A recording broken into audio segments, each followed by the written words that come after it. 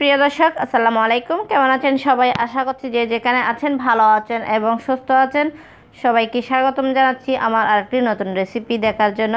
আজকে আমি আপনাদের সাথে শেয়ার করছি তাওয়া চিকেন। হাতের কাছে মশলা দিয়ে তৈরি করা যায় তাওয়া চিকেন। খেতে দারুণ মজা হয়, ভাত রুটি পরোটার সাথে পরিবেশন করা যায়। আজকে এই তাওয়া চিকেন রেসিপিটা আমি খুব সহজ করে শেয়ার করছি। আর যারা কখনো রান্না করেননি তাদের জন্য আমার আজকের এই রেসিপি। তাহলে চলুন শুরু করা যাক। দেখেন, প্রথমে আমি মশলাটা তৈরি করে নিচ্ছি। আমি এখানে শুকনো লঙ্কা নিয়েছি 5টা, 1 টেবিল চামচ জিরা নিয়েছি, গোলমরিচ নিয়েছি, কালো গোলমরিচ, দারুচিনি নিয়েছি 2টা, আমি হাফ জায়ত্রী নিয়েছি, একটা স্টার নিয়েছি, আমি 5টা লং নিয়েছি, 5টা এলাচ নিয়েছি, আমি কিছু ধনিয়া নিয়েছি। এখন সবগুলো আমি একসঙ্গে ভালো করে একটু রোস্ট করে নিচ্ছি। চুলার ফ্লেমটা কিন্তু একদম লো মিডিয়ামে রেখে রোস্ট করে নিতে হবে। দেখেন রোস্টটা হয়ে গেছে, আমি এখন এটা ব্লেন্ড করে নিচ্ছি।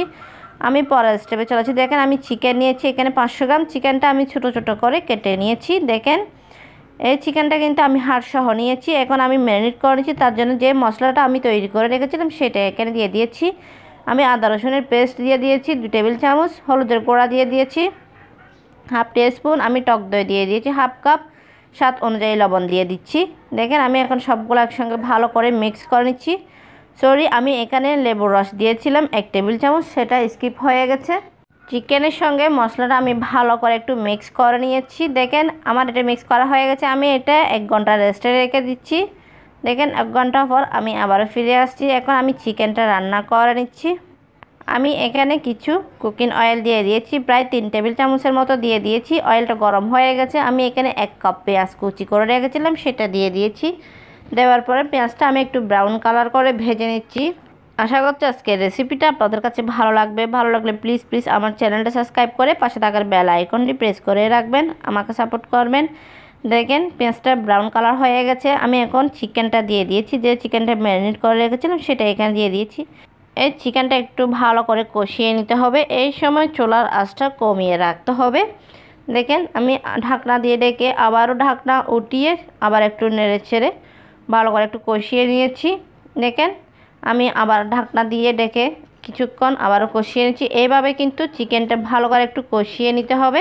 চিকেন কষানোর সময় কিন্তু চুলার ফ্লেমটা একদম লো মিডিয়ামে রাখতে হবে, যাতে মশলাগুলো পুড়ে না যায় তার জন্য। দেখেন আমি এখানে 1 টেবিল চামচ টমেটো সস দিয়ে দিয়েছি।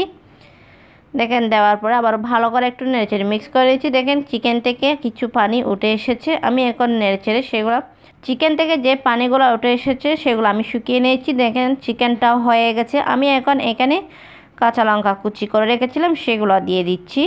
আমি 1 টেবিল চামচ লেবুর রস দিয়ে দিচ্ছি। দেখেন আমি এখানে সামান্য ধনেপাতা কুচি দিয়ে দিচ্ছি। দেখেন আমার রান্নাটা কিন্তু হয়ে গেছে। এই তাওয়া চিকেনটা কিন্তু খেতে অনেক টেস্টি। এটা তৈরি করা কিন্তু একদম সহজ, খুবই অল্প সময়ে খুবই অল্প উপকরণ দিয়ে কিন্তু তৈরি করে নেওয়া যায়। খেতে কিন্তু অনেক টেস্টি। এই চিকেনটা রান্না করার সময় কিন্তু কোনো পানি ব্যবহার করা যাবে না, শুধুমাত্র তেল দিয়ে কিন্তু এই চিকেনটা রান্না করে নিতে হবে। আসলে এই চিকেনটা খেতে কিন্তু অনেক টেস্টি। দেখেন দেখতে কত লোভনীয় হয়েছে এই তাওয়া চিকেনটা। আপনারা যদি বাসায় ট্রাই না করেন তাহলে বুঝতেই পারবেন না এই তাওয়া চিকেনটা খেতে যে এতটা টেস্টি। এটা নান, রুটি, পরোটা বা পোলাওয়ের সঙ্গে খেতে পারেন এই তাওয়া চিকেনটা। আশা করছি আজকের রেসিপিটা আপনাদের কাছে ভালো লেগেছে। ভালো লাগলে লাইক, কমেন্ট এবং বেশি বেশি করে শেয়ার করবেন। আর একবার হলো বাসায় ট্রাই করবেন। দেখেন আমি আপনাদেরকে দেখাচ্ছি। দেখেন এই চিকেনটা দেখতে কত জুসি হয়েছে। দেখেন আসলে এটা খেতে অনেক টেস্টি। আর আজকের রেসিপিটা আপনাদের কাছে কেমন লেগেছে অবশ্যই কমেন্ট করে জানাবেন।